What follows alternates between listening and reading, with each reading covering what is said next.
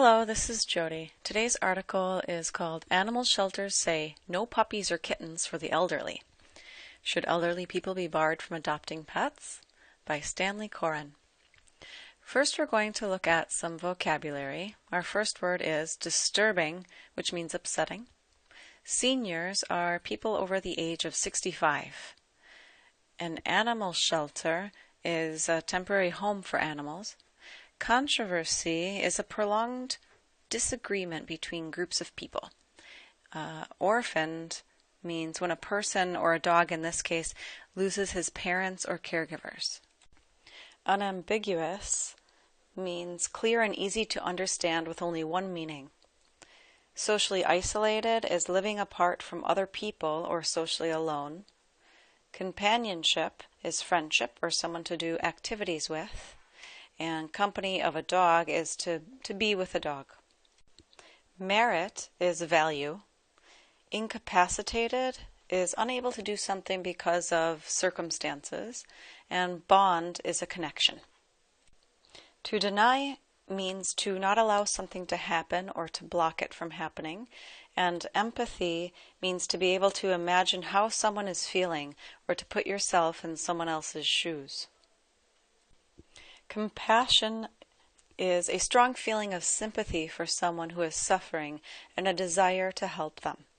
And finally, stance against means to position against.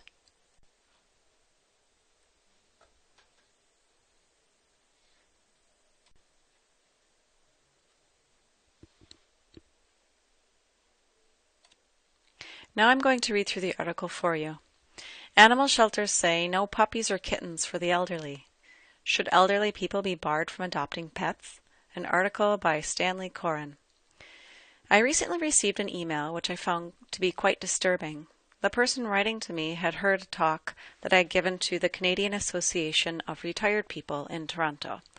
In that presentation, I had spoken about the benefits of pet ownership, with specific emphasis on the psychological and physical benefits that dogs and cats provide for seniors. The person writing to me had apparently described the contents of my talk to several of his associates, and this resulted in two of the board members of a local animal shelter seeking his advice about a current controversy. According to him, the board is divided on the issue of whether seniors should or should not be allowed to buy kittens, puppies, cats, or dogs from them. One side says the elderly should not be allowed to adopt pets from the shelter in view of the fact that if the human dies before them, these pets will be orphaned. The other side suggests that it is age discrimination. The writer of the email wanted to know what my opinion was on the matter. I must admit that the information suggesting that an animal shelter would deny the elderly the companionship of pets was quite disturbing. The scientific evidence on the psychological value of pets is unambiguous. Elderly individuals who otherwise would be socially isolated are less than 1/4 as likely to develop clinical levels of depression if they are living with a pet. Most of the work has been done with dogs as the pets. However, the indications are that living with a cat is also helpful, although to a somewhat lesser extent. The evidence suggests that the very existence of a pet in the senior's life seems to be a means of reducing social isolation, not only due to the companionship of the pet, but because other people in the community are more likely to approach and socially interact with a person who is seen in the company of a dog. The benefits of pets for seniors are not just psychological, but also physical. Seniors who are living with a pet use medical services less frequently, follow recommended health suggestions more closely, and seem to suffer from physical ailments associated with or aggravated by stress to a lesser degree. There is even one study which looked at men aged 55 or more who had suffered from their first heart attack, which found in follow-ups of 1 to 4 years that those individuals living with a dog were much more likely to be still alive. The argument that if the animal's owner dies sooner than their companion, the pet will be orphaned, does not appear to me to have much merit. The same argument could be to suggest that single men or women in their 20s and 30s should not be allowed to have pets unless they have family living in the same city with them who would be willing to take over the pet should they die or become incapacitated. Furthermore, the argument that seniors are too fragile and disorganized to care for a pet seems no worse than saying that adults in mid-career, striving to advance and caring for a growing family, would be too distracted and disorganized to care for a dog.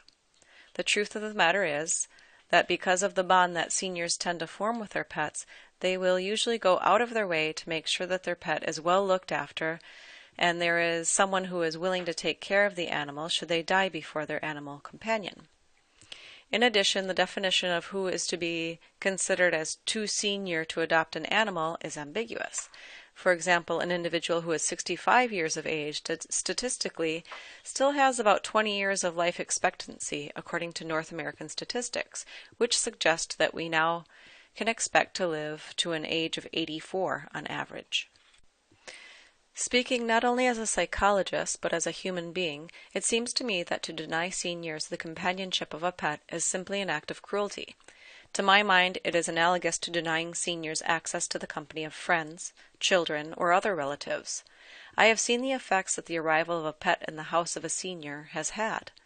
The pet brings not only joy and comfort to the elderly individual, but the fact that the animal needs to be cared for, fed, walked, brushed, and so forth, gives order and structure to the senior's life. It gives them a reason to get up in the morning, to dress, to move about, and go outside. Why should we take that opportunity away from them? I can only believe that the people who are suggesting that seniors be barred from adopting pets feel that the elderly are no longer of real use to society, and are not even worthy of having an animal companion with them in their sunset years. Such people do not appear to have much empathy. They do not seem to understand the psychological pain of sitting alone in a room with nothing but bare walls and furniture, with nothing alive to interact with, and no living thing to take comfort from, and to do this for months and years while waiting for the end to come. If animal shelters are concerned about the fate of dogs and cats whose elderly owners die before them, then it would be simple enough to include an item on the adoption papers citing the name of an individual who has agreed to take care of the animal in that event. I am sure that most seniors would not find it difficult to find such a person. If the shelters are not willing to take that extra step to solve the problem, then they are truly lacking in compassion and are ignoring the benefits and joy that a companion animal can bring to a human being whose only fault seems to be that they have lived a long life. Such institutions are not worthy of our support. It would be better to find and support a more understanding shelter, one that recognizes that a stance against cruelty to animals should also include a stance against cruelty to humans, since humans are animals as well, regardless of their age. Thank you for listening.